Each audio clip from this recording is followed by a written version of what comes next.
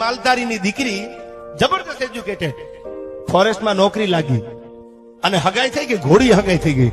એમાં એ ભણી ગણી બહુ આગળ ગઈ, આગળ વધી એટલે બહુ સરસ મજાની ફોરેસ્ટ અધિકારી બની.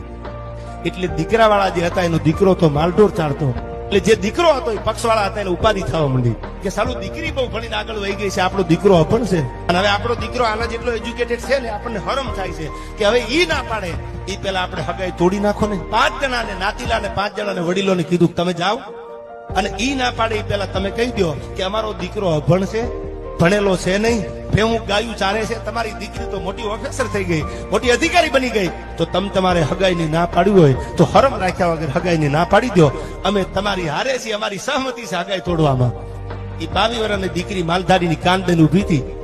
એને પોતાનો બાપ બોલે ને ઈ પેલા કીધું, બાપુ તમારી સામે મારાથી કાંઈ બોલાય નહીં, પણ મને ખબર છે એ હગાઈ તોડવાની વાત થઈ કે હવે નાનપણથી હગાઈ થઈ ગયેલી, તોડી નાખવાની વાત આવી કે હું ભણી ગણીને આગળ ગઈ, પણ બાપુ સાંભળી લો, વાત તમારે કરવાની હોય પણ હું કરું છું. આ હગાઈ ક્યારેય નહીં તૂટે. દીકરાવાળાને એમ થઈ ગયું હગાઈ તોડવાની, દીકરી ના પડે, ભણેલી ગણેલી અધિકારી થઈ ગઈ કે હા આ હગાઈ ક્યારે નહીં તૂટે. શું કામ?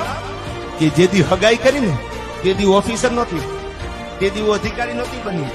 આમાં ક્યાંક એનું ભાગ ભેળું હશે ને કહી દો જાન લઈને વયો આવે મારી તૈયારી છે.